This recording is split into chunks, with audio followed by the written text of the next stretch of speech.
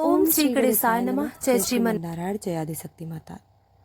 दोस्तों, जैसा कि आप जानते हैं 20 अप्रैल को भानु सप्तमी का व्रत है। तो ऐसे में आइए जानते हैं भानु सप्तमी का व्रत, पूजा विधि और कथा।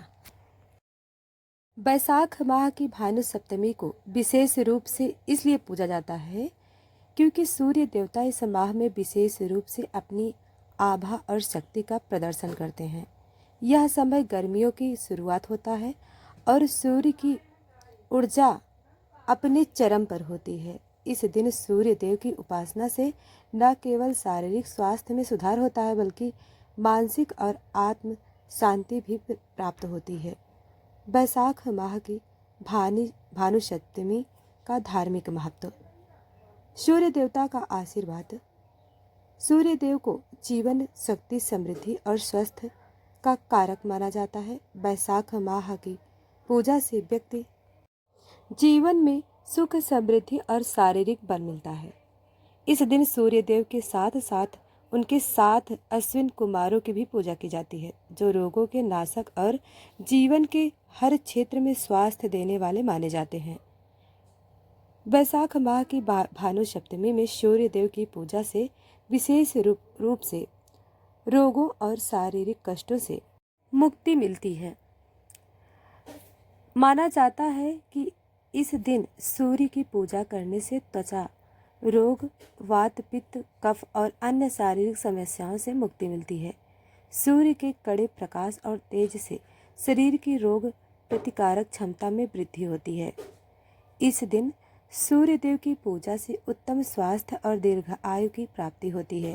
भानु सप्तमी के दिन सूर्योदय के समय सूर्य मंत्र का जाप करने से जीवन में सकारात्मक ऊर्जा का संचार होता है और शारीरिक रूप से सभी अंग सही से काम करते हैं। दोस्तों, अब आइए जानते हैं भानु सप्तमी की पूजा विधि के बारे में। बैसाख माह की भानु सप्तमी पर सूर्य देव की पूजा करने के लिए विशेष बातें कही गई हैं। भानु सप्तमी के दिन सूर्योदय से पहले उपटन और स्नान करना चाहिए। स्नान के बाद सूर्य देवता की पूजा की जाती है। कई लोग इस दिन उपवासी रहते हैं, यानी बिना भोजन के दिन भर सूर्य देव की उपासना करते हैं। दोस्तों, सूर्योदय के समय सूर्य को जल अर्पित करना, अर्घ्य देना सूर्य देवता की पूजा का महत्वपूर्ण हिस्सा होता है। इस समय जल में तिल और गुड़ डालकर अर्पित करना विशेष फलदायक होता है। दोस्तों, अब आइए श्रवण करते हैं भानु सप्तमी की कथा। प्राचीन काल की बात है। एक राजा था जिनका नाम था यशकेतु। वह बड़ा धर्मपरायण और प्रजा का हितैषी था, परंतु उसके जीवन में एक कष्ट था।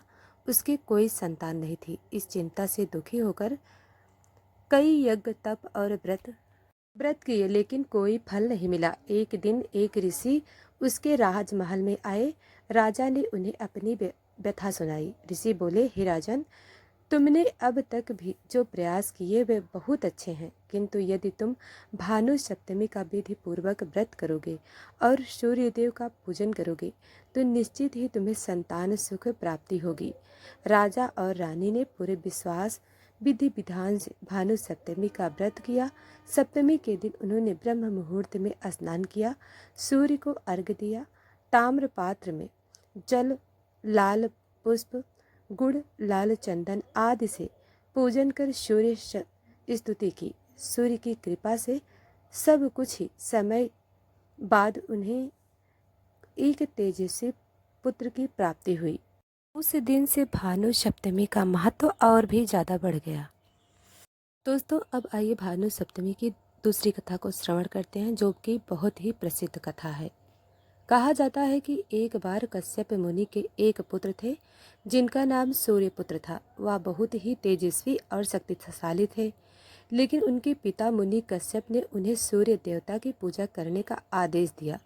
सूर्य देव की कठोर तपस्या करने के बाद सूर्य देव ने उन्हें आशीर्वाद दिया और उनकी शक्ति और तेज में वृद्धि की।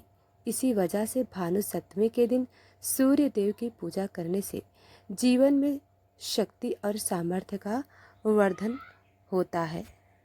दोस्तों, सूर्य देव की पूजा करते समय ओम सूर्य देवाय नमः, ओम भास्कराय नमः, ओम आदित्याय नमः, ओम मित्राय नमः, ओम रवे नमः का जाप जरूर